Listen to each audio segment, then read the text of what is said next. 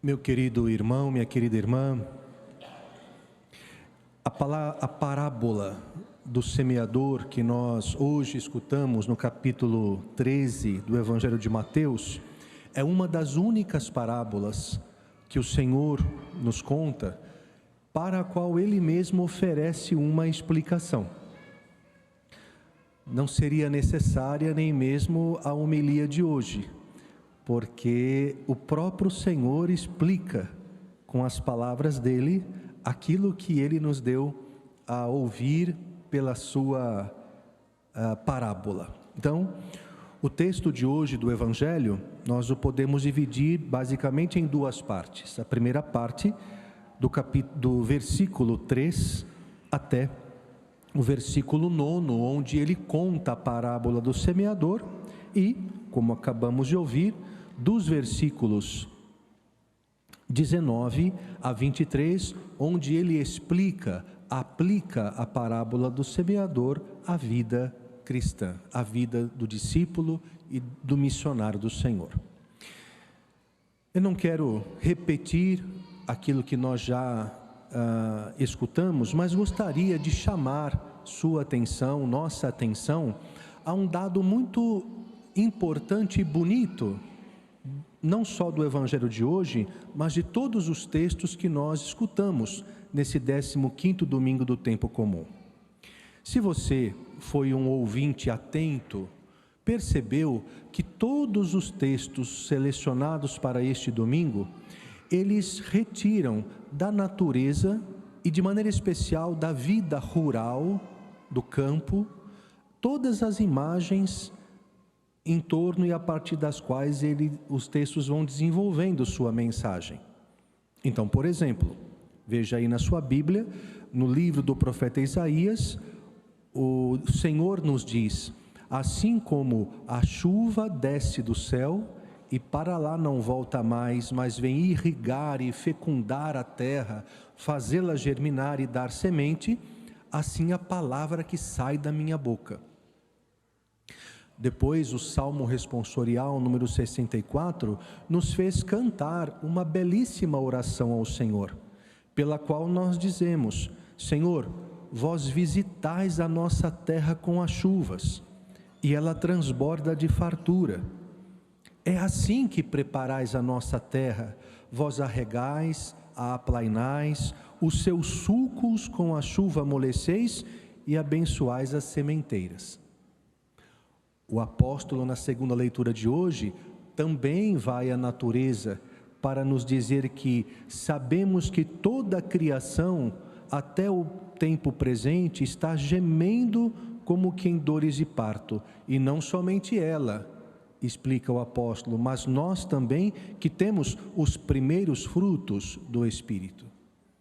E por fim, como já dissemos, o próprio Senhor vai se utilizar da ideia da semeadura, da semente, dos vários terrenos, para nos ensinar como é que a palavra de Deus deve ser acolhida por nós. Ora, nos chama a atenção o fato de todos esses textos se utilizarem de imagens retiradas do campo. E por que isso acontece? Esses textos têm no mínimo 2000 anos. O mais novo desses textos foi escrito há praticamente 2000 anos.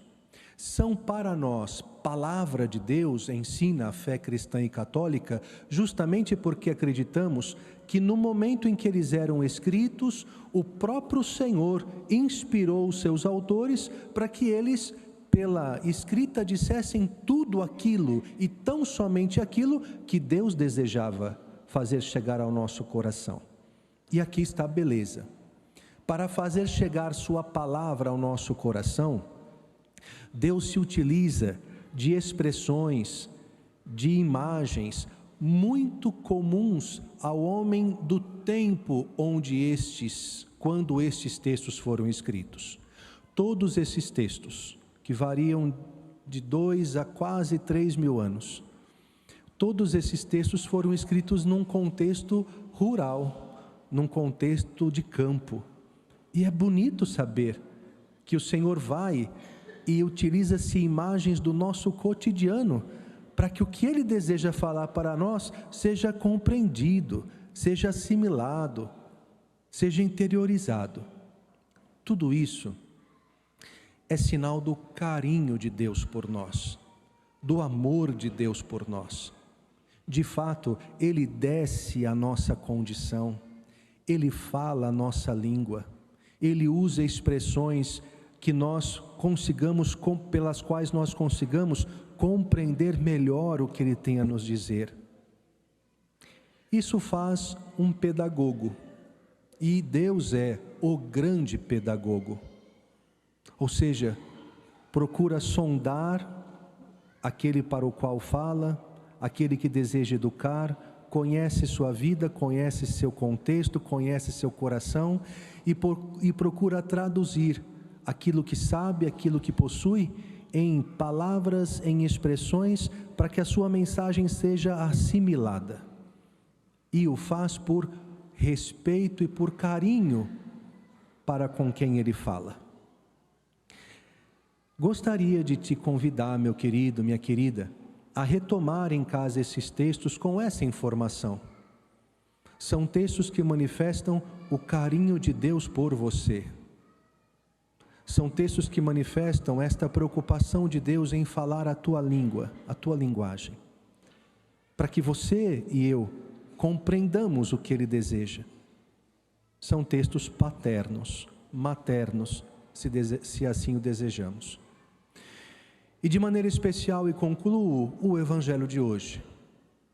Inclusive o Evangelho de hoje nos dá ainda mais uma demonstração desse carinho de Deus, até porque Jesus é a máxima expressão da vida de Deus entre nós, o próprio Deus que se fez ser humano.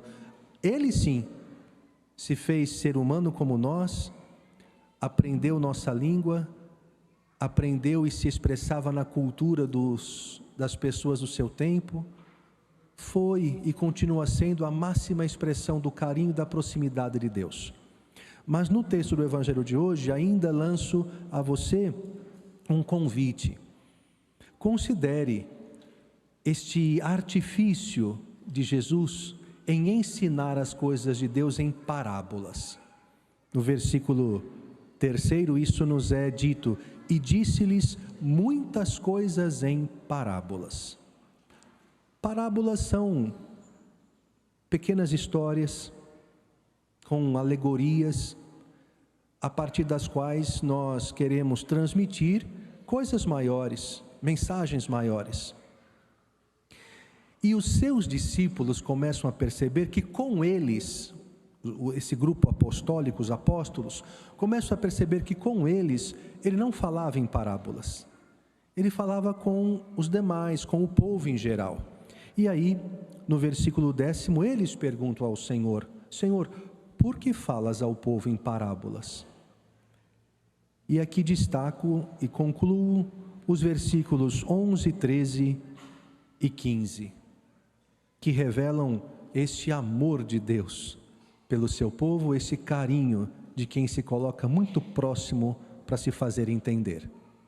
Versículo 11, Jesus respondeu: porque a vós, aos apóstolos, foi dado o conhecimento dos mistérios do reino dos céus, mas a eles não. Versículo 13, disse Jesus: é por isso que eu lhes falo em parábolas, porque olhando eles não veem, e ouvindo eles não escutam nem compreendem. E versículo 15 dá o diagnóstico: porque o coração deste povo se tornou insensível. Eles ouvem com má vontade e fecham seus olhos, para não ver com os olhos, nem ouvir com os ouvidos, nem compreender com o coração. Por isso eu lhes falo em parábolas. Meu querido e minha querida, creio que este domingo nos convida a pedirmos no mínimo 2 grandes graças ao Senhor. A primeira, de reconhecer seu amor por nós, seu carinho por nós, e de preparar a terra do nosso coração para bem receber as palavras que com carinho e bondade Ele dirige todos os dias a nossa vida. Esta é a primeira graça. Senhor, abre meu ouvido, abre meu coração, de modo que a Tua palavra, tão carinhosa e tão bondosa, possa germinar dentro de mim. E a segunda graça é a de nós repetirmos a ação do semeador. É a de nós aprendermos a ter paciência com as pessoas. É a de nós aprendermos com o Senhor a sermos carinhosos, bondosos com os outros. Se preciso for, descermos a condição das pessoas. Encontrarmos maneiras, palavras, gestos que consigam convencer as pessoas dos valores que nós estamos comunicando. Ter paciência com elas, com o tempo delas. Amá-las, sobretudo. Tudo isso nos ensina a parábola do semeador. E não achar que as pessoas precisam entender e concordar conosco, desculpe a expressão, enfiando goela abaixo aquilo que nós consideramos o correto. Tenhamos, como o Senhor, uma paciência amorosa com todas as pessoas. Amém.